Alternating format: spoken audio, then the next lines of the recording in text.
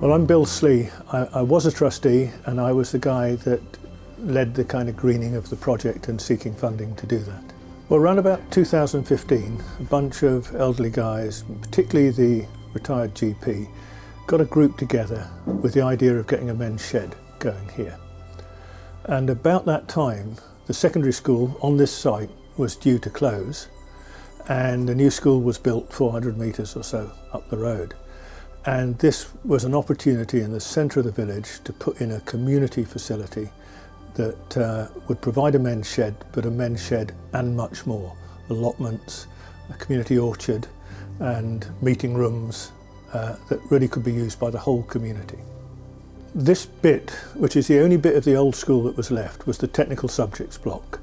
It was a 60s block built, badly insulated, leaky roofed building. You could see why the council wanted to demolish it, but for us it was still full of tools, benches, air extraction and so on.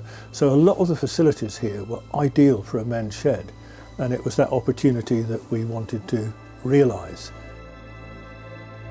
Frustrating to get the asset transfer through. It took a long time. Trustees were tearing their hair out, but we got there eventually. And when we got there and we had a big project in mind, the key then was to get hold of some funding.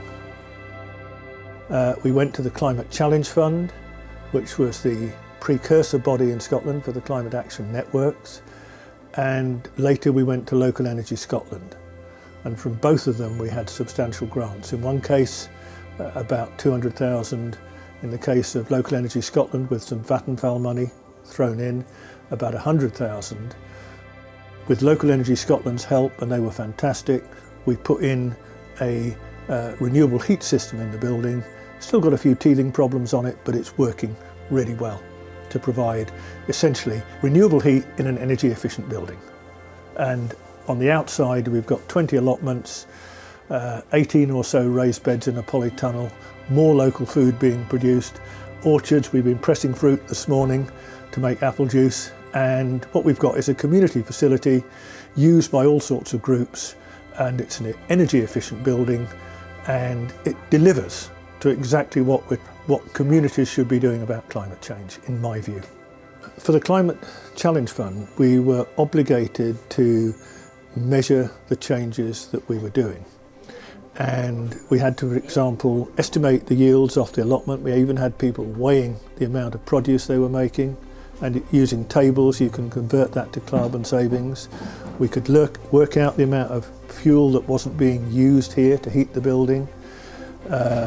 And there's quite good models now for buildings and how much heat you require and what your source of heat is and so on.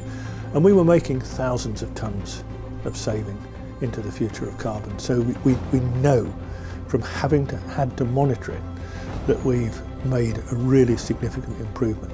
And we also know that we've got a facility that people can walk to from the village.